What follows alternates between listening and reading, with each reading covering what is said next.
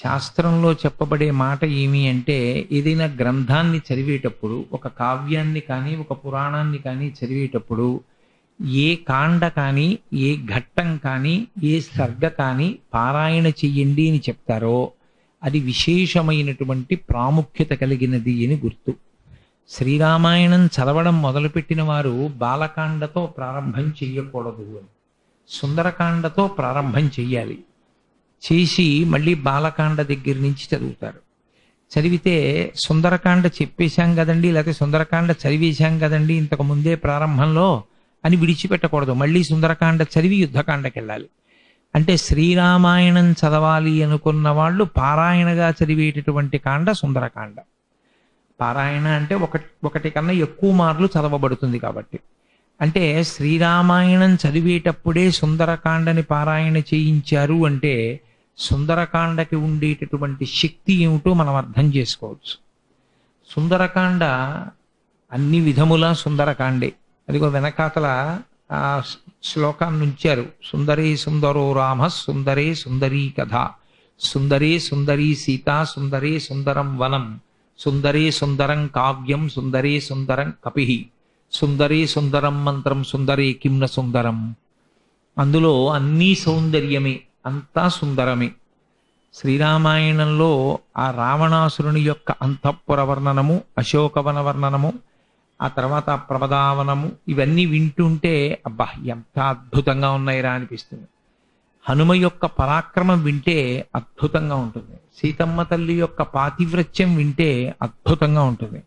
అసలు సుందరకాండకున్నటువంటి గొప్పతనం ఏమిటంటే రామచంద్రమూర్తి ఎక్కడా కనపడకుండా రామచంద్రమూర్తి యొక్క కథకి రామచంద్రమూర్తి యొక్క నామానికి ఉన్నటువంటి శక్తిని చెప్పడం సుందరకాండ యొక్క వైభవం. అందుచేతనే మన వాళ్ళు పెద్దలు సుందరకాండ తప్పకుండా చదవండి తప్పకుండా చదవండి అనడానికి కారణం అదే. రామనామము రామకథ ఈ రెండు సాధించలేనివి లోకంలో ఏది ఉండదు. రామనామము రామకథ ఎక్కడ చెప్పబడతాయో అక్కడ తప్పకుండా ఈశ్వరుని యొక్క అనుగ్రహం చేత కార్యములన్నీ చక్కబడేటట్టుగా అనుగ్రహము వర్షింపబడుతుంది. సుందరకాండ కేవలము కథకి సంబంధించిన కాండ మాత్రమే కాదు. కేవలము కథకి సంబంధించిన కాండ అయితే మహర్షి దానికి సుందరకాండ అని పేరు ఉంచక్కర్లేదు. అది యథార్థమునకు ఆ కాండకి చాలా చక్కటి పేరు సరిపోయేది. కథాపరంగా ఆలోచిస్తే సీతాదర్శన కాండ అని కానీ సముద్ర తరణ కాండ అని కానీ పెట్టాలి.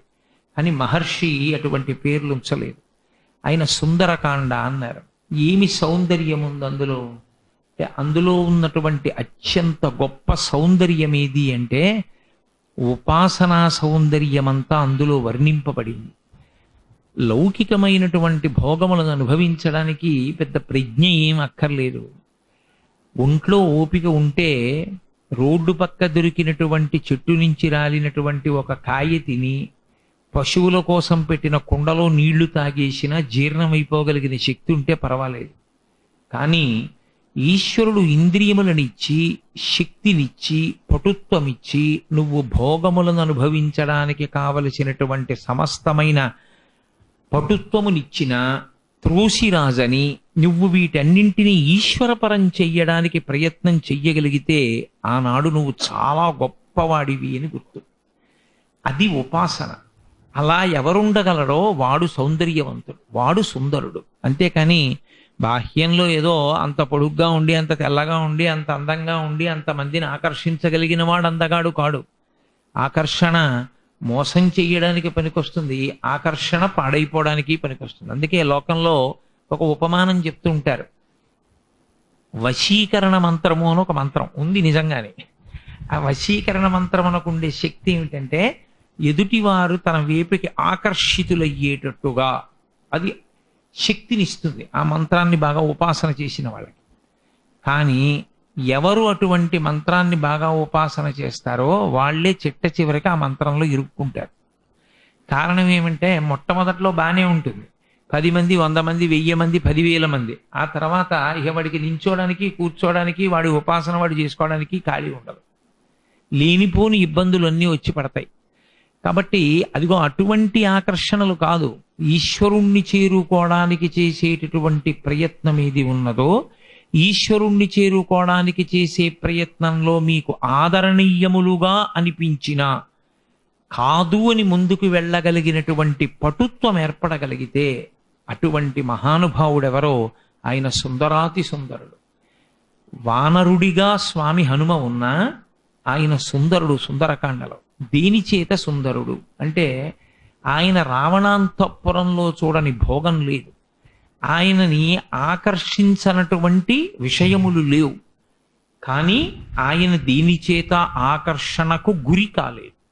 దాని ప్రయత్నం అది చేసింది, ప్రతి వస్తువు ఆయనను ఆకర్షించే ప్రయత్నం చేసింది, కానీ ఆయన దీని చేత ఆకర్షితులు కాలేదు. నాకు సీతమ్మ దర్శనం కావాలి, సీతమ్మ తల్లి దర్శనం కావాలి అంతే. అలా భగవద్ దర్శనము కొరకు వెంపర్లాడుతూ, భగవంతుడి కొరకు వెంపర్లాడుతూ, మధ్యలో వచ్చేటటువంటి వేటిని పట్టించుకోకుండా ముందుకు వెళ్ళగలిగినటువంటి ప్రజ్ఞ ఎవరి యందు పరిమళించిందో, ప్రకాశించిందో అటువంటి వారిని సుందరుడు అని పిలుస్తారు. అందుకనది సుందరకాండ. హనుమ సుందరుడు ఎందుకయ్యారు అంటే కేవలముగా వానరుడిగా సుందరుడని చెప్పడం కుదరదు. మరి ఏ కారణం చేత సుందరుడని చెప్తారు అంటే ఉపాసన బలం చేత హనుమ సుందరుడు కాదు, తల్లి తన సౌశీల్యము చేత బాలా త్రిపుర సుందరి. సనాతన ధర్మంలో భగవంతుణ్ణి చేరుకోవడానికి చేసేటటువంటి ప్రయత్నం చేత పురుషుడు ఉద్దీపనమును పొందుతాడు. భర్తని అనుగమించడం చేత ఆడది పరిపూర్ణత్వాన్ని పొందుతాడు.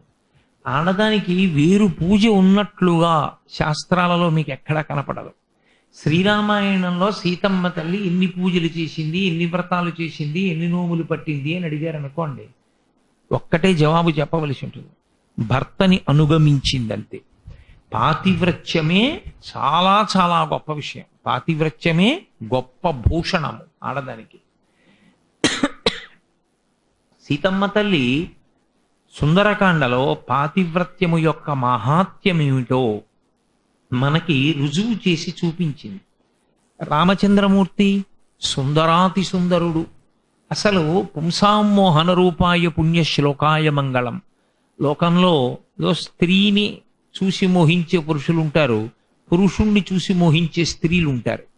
కానీ రామచంద్ర ప్రభు విషయంలో ఆయనని మోహించని వాళ్ళు లేకుండా పోయారు. అది ఆయన అందం. వీళ్ళే మోహించారండి అనడానికి మీకు రామాయణంలో ఎక్కడ తార్కాణం లేదు. ఆయనని నరులు మోహించారు, ఋషులు మోహించారు, రాక్షసకాంతలు మోహించారు. చిట్ట చివరికి సమస్త భూతములు ప్రేమించాయి. రాముడు అన్న పేరెత్తితే చెట్లు కూడా అకాలంగా పుష్పించాయి. ఆయనే రామునికి పోలిక ఇంకొకరిని చెప్పడం కుదరదు. అందుకే ఆయన అభిరాముడు.